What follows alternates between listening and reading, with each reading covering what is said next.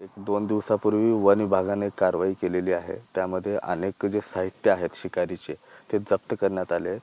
सामाजिक कार्यकर्ते त्या परिसरातले एक माऊली शिरसाट नावाचे आहेत. त्यांनी आरोप केला आहे की 200 हरणांची शिकार सतीश भोसले उर्फ खोक्याने केली. काय सत्यता आहे? आता ते मला माऊली इतका मोठा नाही त्याचं नाव घ्यायला.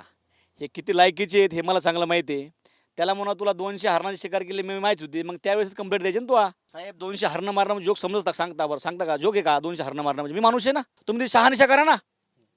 हे असले हरामखोरं बांडगुळ चौकात जाऊन माझ्या विरोधात मोर्चे काढतात, आंदोलन करतात. त्यात किती पण सत्य पाहा ना तुम्ही. माऊली शिरसाट म्हणजे हे फक्त स्वतःला मोठं करायचं, यांना दाखवायचंय नेत्याला की मी तुमच्यासाठी काहीतरी केलंय. अरे तुमची काय परिस्थिती आहे, तुम्ही काय लोक आहे त्याचं जाण ठेवा. आणि तुम्ही माझी उदाहरणं करताय का? 2 दिवसापूर्वी त्या माऊलीचा मला फोन आला की सतीश बाबा असं असं प्रकरण झालंय काय म्हणलं ठीक आहे झालंय ते आपण बघू म्हणलं बसून. आणि ते माझ्या विरोधात आज बोलतोय का? जातीचा मुद्दा लावतोय का?